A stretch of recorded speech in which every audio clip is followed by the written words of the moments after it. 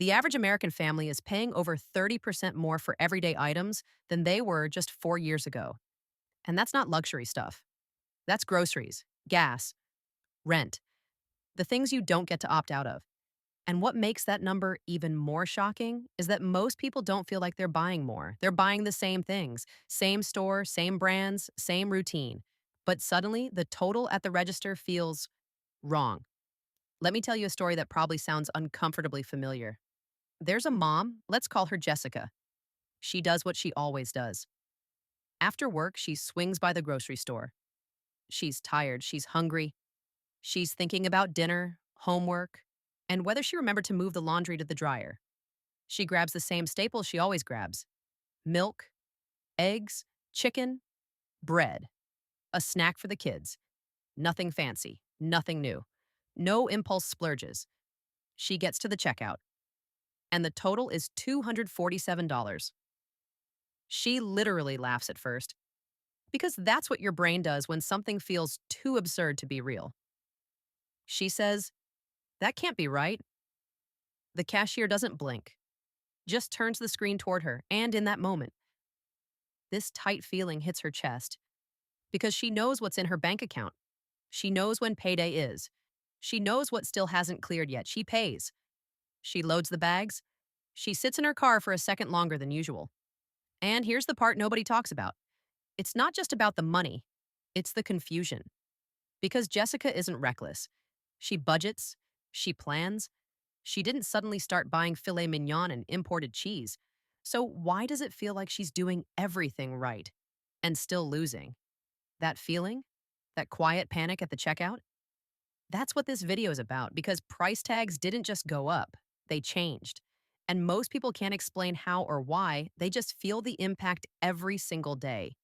You notice it when the cereal box looks the same, but empties faster. When the sale price feels like what the normal price used to be. When you hesitate before adding one more item to your cart, not because you don't need it, but because you're afraid of the total. And over time, that does something to people. It makes you feel like you're bad with money, like you missed something, like everyone else got the memo, except you. And here's the dangerous part. That feeling makes people blame themselves for something that is largely systemic. It creates shame where there shouldn't be any. So, before we talk about what to do, before we talk about tips or strategy, we need to talk about what's actually happening with price tags.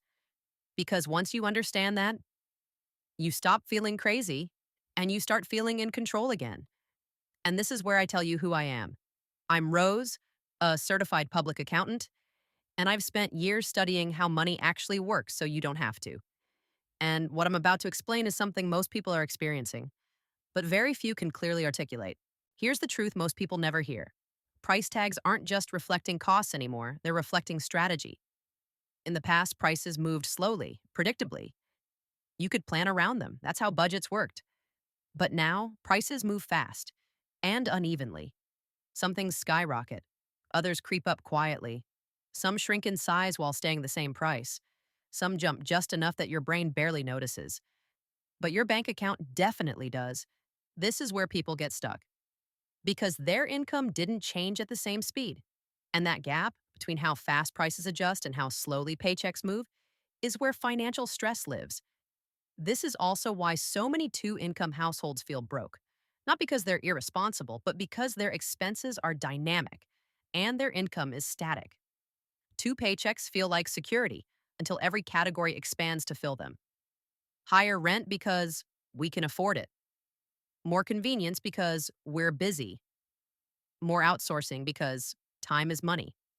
And suddenly both incomes are spoken for before they even arrive. And price tags take advantage of that because companies know people are tired. They know people don't have time to comparison shop. They know people will pay a little more to avoid one more decision. Something important is happening beneath the surface of all of this. Price tags aren't just charging us more, they're teaching us how to behave. And most of us don't realize we're being trained until we're exhausted. Because when prices stop making sense, people don't stop buying. They rush, they panic, they grab what's familiar, they stop thinking and start reacting. And that's not an accident. Price tags are teaching us that speed matters more than clarity. You notice it when you don't even look anymore. You just toss it in the cart and hope for the best. That's not laziness, that's fatigue.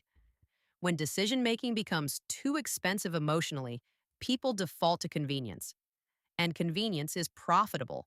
So if you've ever walked out of a store thinking, I didn't even mean to spend that much, that's not because you're bad with money.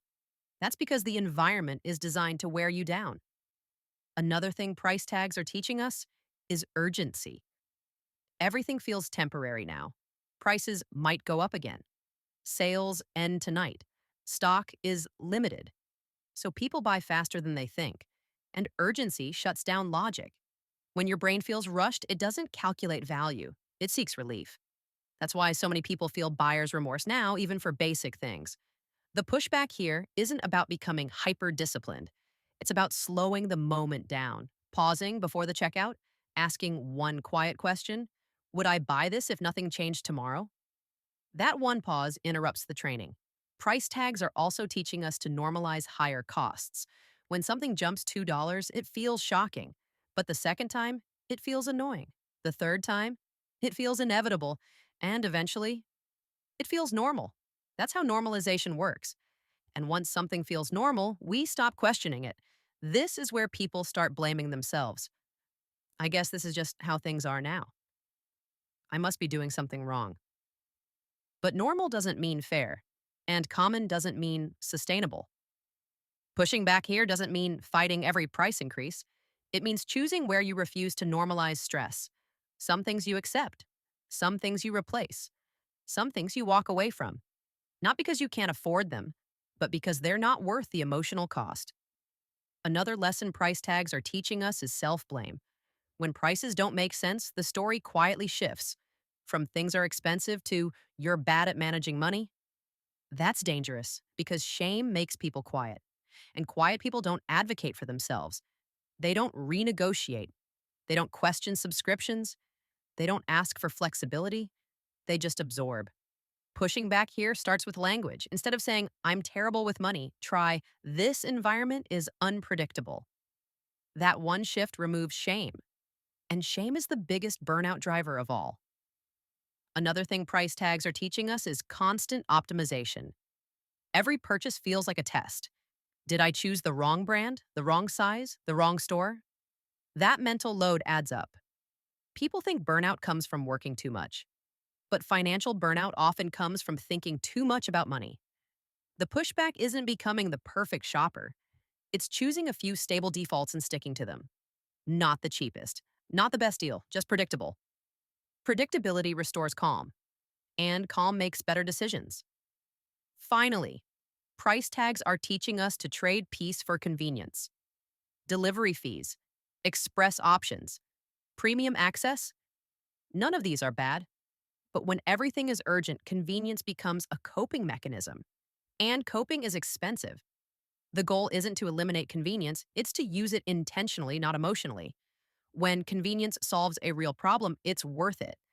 When it solves stress created by the system, it's a signal. And this is the part most people don't expect from an accountant. The real win isn't spending less, it's thinking less about money while making better decisions. That's how you push back without burning out. You don't fight the system head on. You reduce how much access it has to your attention. You slow down the moments that matter. You give yourself permission to opt out of perfection. And you stop confusing exhaustion with failure.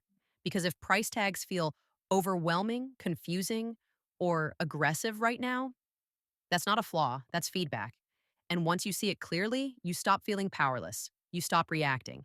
And you start choosing. If this helped you, subscribe if you want an actual accountant to help you make and manage your money. And check out this video right here where I talk about what's really happening with price tags most people never realize when buying a car. I'll see you there.